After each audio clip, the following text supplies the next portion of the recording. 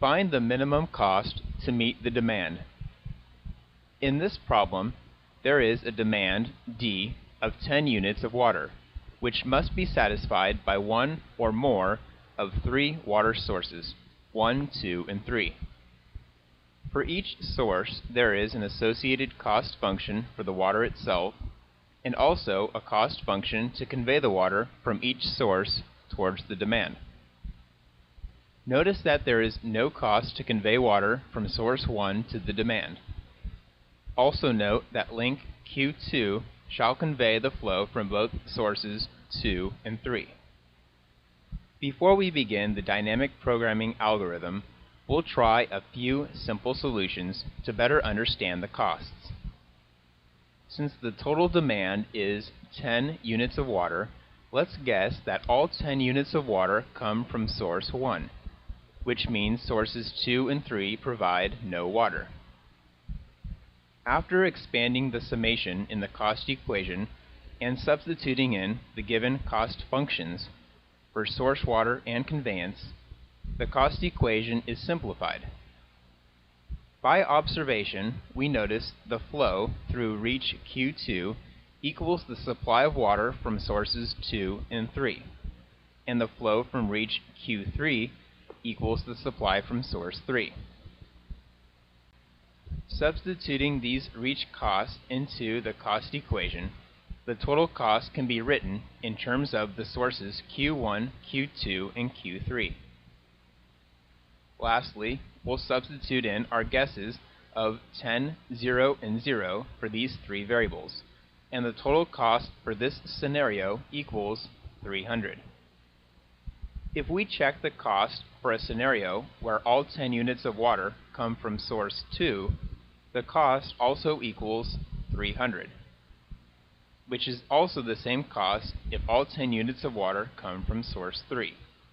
However, due to the quadratic nature of the cost function, the optimal solution will most likely mean that more than one source will contribute to meet the 10-unit demand.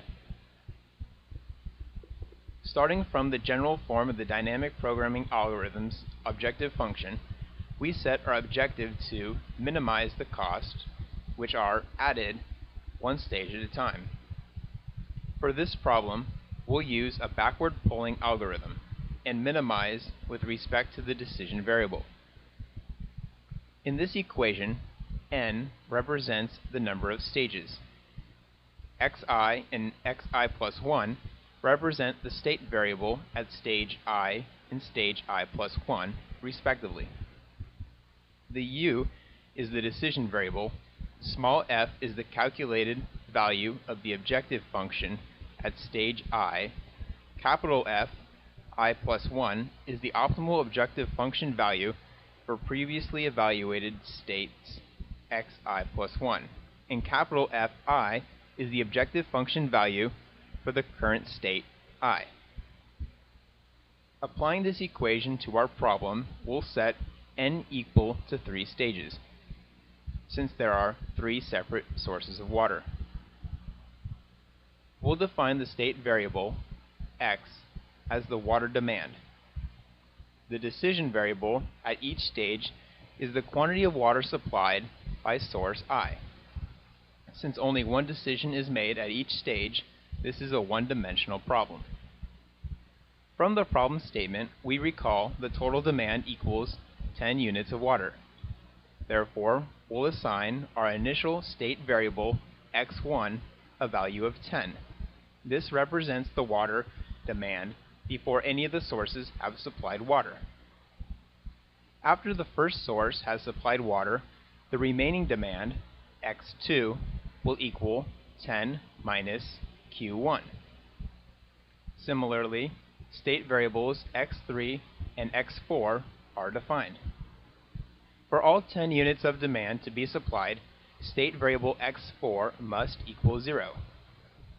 Next, we'll substitute in our given cost equation for little fi as the objective function to be minimized. Now we'll begin with stage 3. Since the value of the final state variable x4 must equal 0, then we can disregard any final term, for there is only one possible ending state.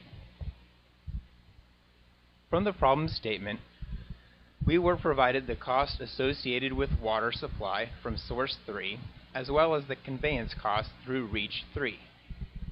By inspection, we realized the water supplied by source 3 must equal the flow through reach 3. Therefore, after making the substitution, we solve for the optimal objective function value at stage 3, which equals 2 times the quantity supplied by source 3 squared. Also, from our state dynamics equation, since x4 equals 0, then x3 equals the supply from source 3, as well as the conveyance through reach 3. Next, we're ready to move on to stage 2. From the problem statement, we can look up the costs associated with water supply at source 2 and conveyance through reach 2.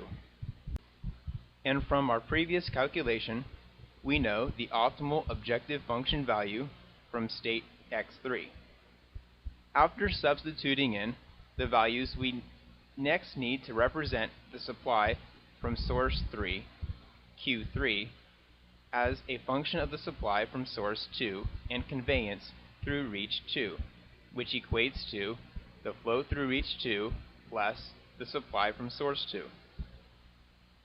After writing out the quadratic equation and simplifying, and then taking the derivative with respect to the supply from source 2, and set the value equal to 0, we find the optimal operating policy dictates that half the flow through reach 2 comes from source 2.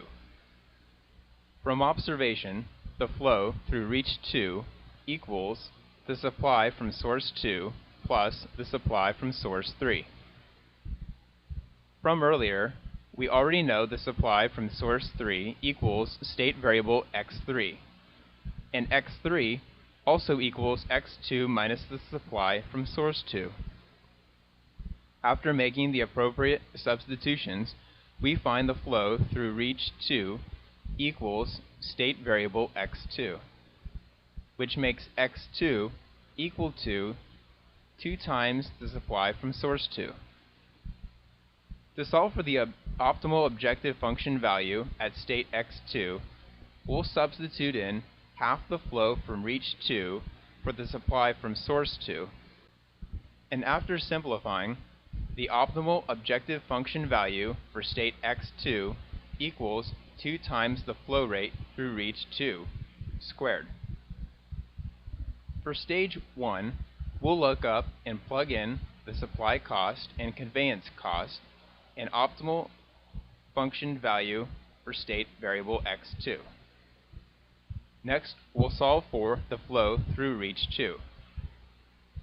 From earlier, we know x2 equals x1 minus the supply from source 1, and we already computed x2 equals the flow through reach 2. After the substitution, we'll write out the equation, simplify, and then take the derivative with respect to the supply from source 1, and after setting that value equal to 0, we find the supply from source 1 equals 0.4 times x1. With all stages complete, we can return to our state dynamics equations and solve for each state variable and the quantity of water supplied at each source. Since x1 equals 10, q1 equals 4, which makes x2 equal to 6. Since q2 equals half of x2, q2 equals 3, which makes x3 equal to 3. And since we know x4 equals 0, we can compute q3 equal to 3. Plugging these values into our cost equation, we have a minimum cost of 120. When reviewing the possible solutions, the answer is B. An alternative way to find the cost is to to solve for the optimal objective function value at stage 1. After taking the derivative and finding q1 as a function of x1, we can substitute in 0.4 times x1, which simplifies to 1.2 times x1 squared. Since our state variable x1 equals 10, our optimal objective function value equals 120.